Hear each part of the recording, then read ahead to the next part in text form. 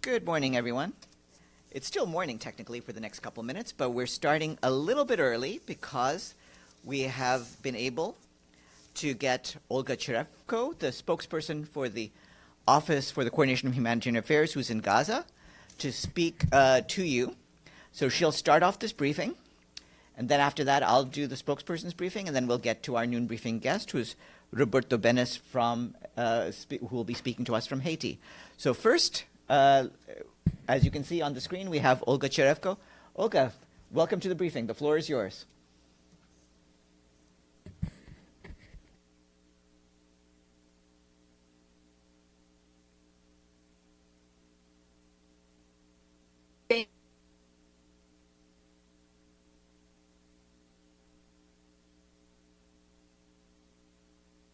Good evening, Farhan. Can you hear me? Thanks very much. Great. Thank you very much for being here. I'm here today to tell you that after so much horror and suffering, there is finally relief at last. Since the ceasefire took effect, the United Nations and our humanitarian partners have moved swiftly to scale up the delivery of humanitarian assistance across Gaza. After months of devastation and suffering, the bombs have stopped falling, and with that silence came an opportunity and a responsibility to act. The ceasefire has allowed those who have been suffering throughout the 2 years of war, Palestinian and Israeli families, a breath of fresh air, a light of hope after many dark months. And yesterday we saw some of these families finally reunite with their loved ones, released hostages and prisoners. We have wasted no time. Our scale-up plan for the first 60 days, tested and proven to work, is in full motion. In the past 3 days, thousands of tons of humanitarian aid and other supplies have entered Gaza, including cooking gas, which entered on Sunday for the first time in over 7 months. We're offloading and collecting critical supplies and accessing areas which we weren't able to reach for months. With 190,000 metric tons of assistance in our cleared pipeline, it's all hands on deck. With the commercial sector bolstering the response,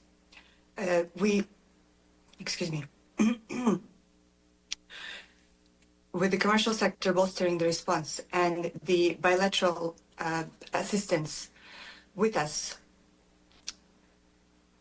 we are working to restore access to clean water and providing bread and hot meals. Our medical teams are resupplying hospitals and field clinics that have been running on empty. We're delivering fuel to power bakeries, desalination plants, and hospitals again. We're repairing roads and checking them for explosive risks and helping displaced families prepare for the winter months.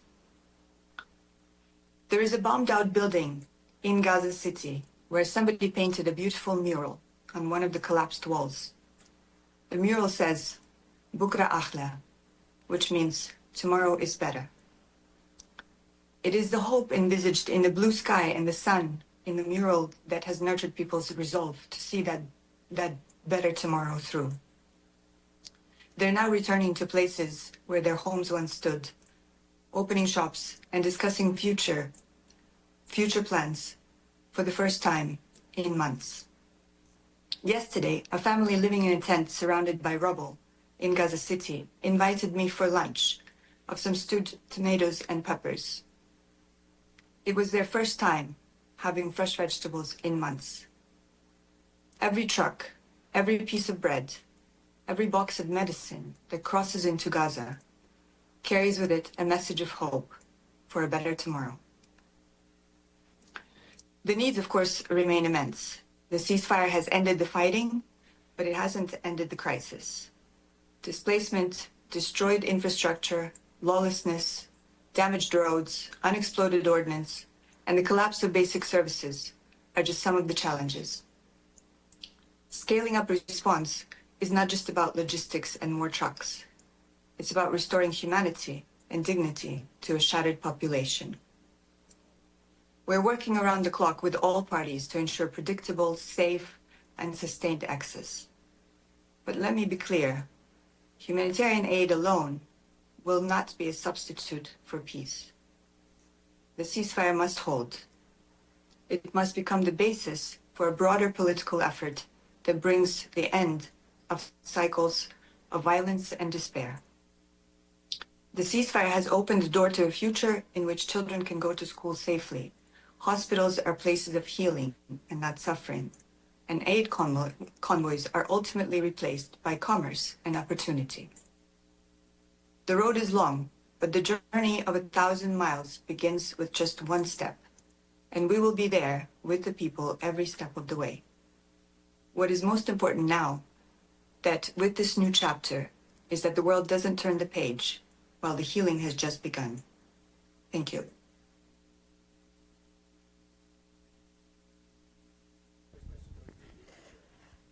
Thank you very much on behalf of the United Nations Correspondents Association for doing this briefing. My name is Edith Lederer from the Associated Press.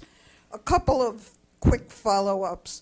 Are there any specific numbers on how many tons or how many trucks have been able to get in since the ceasefire?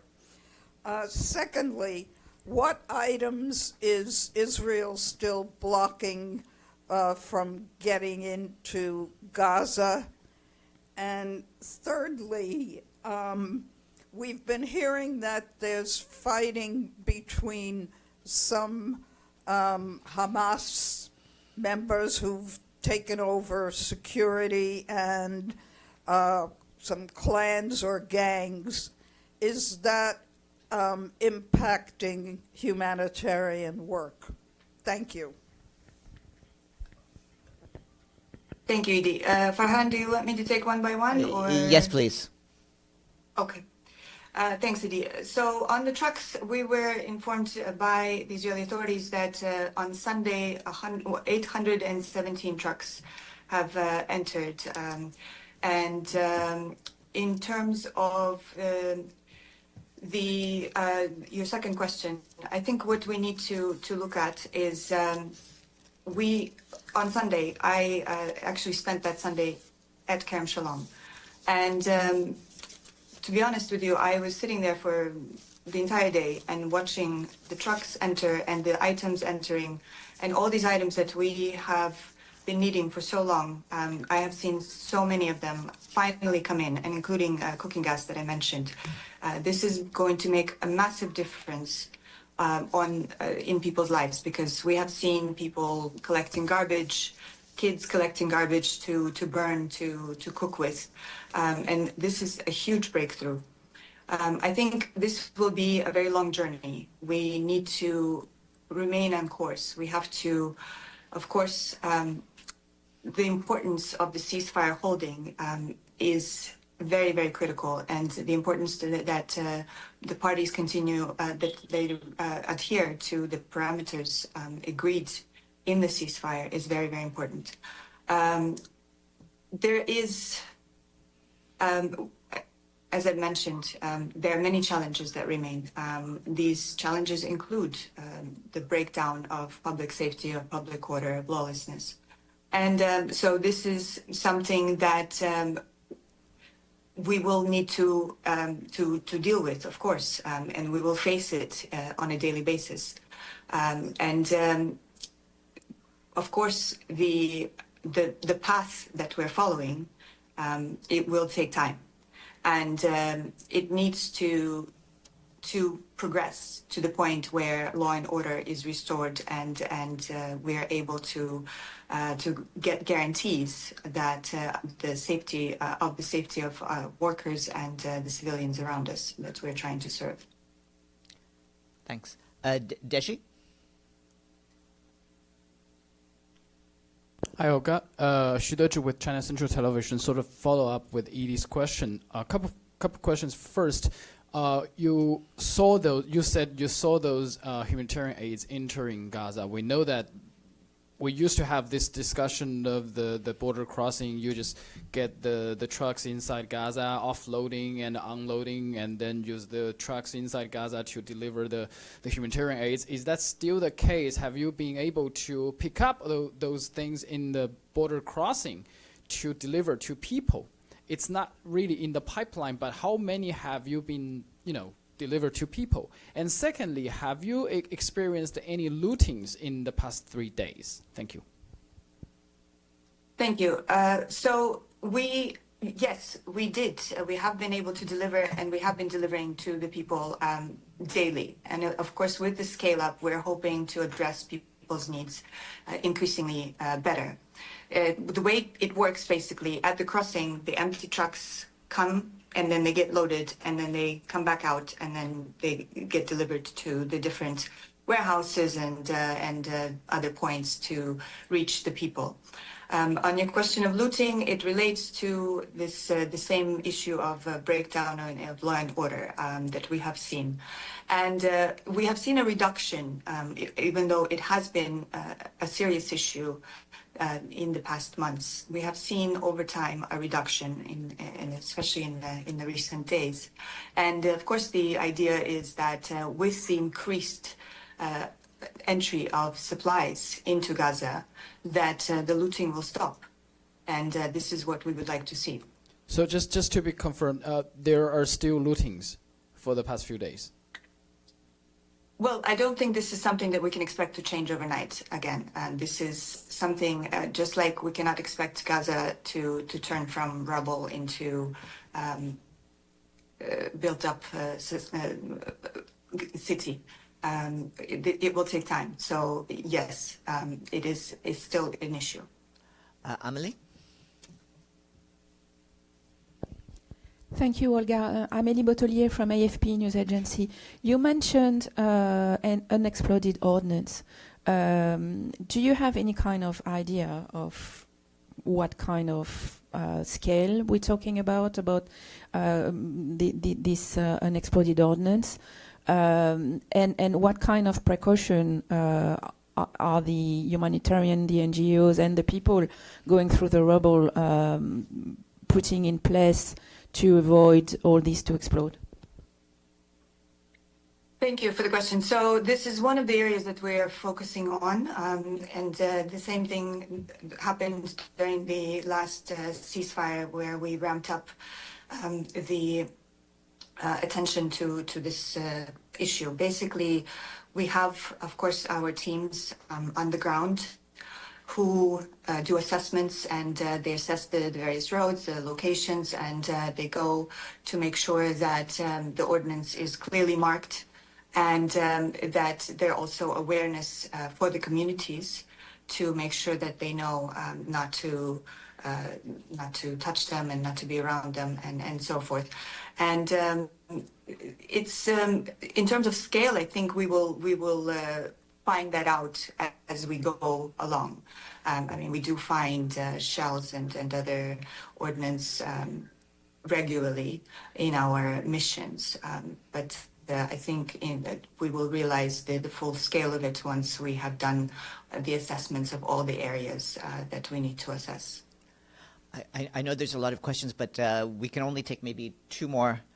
So we'll ask two more people and wrap it up. Islam and then Michelle. Thank you. My name is Islam from Anadolu Agency.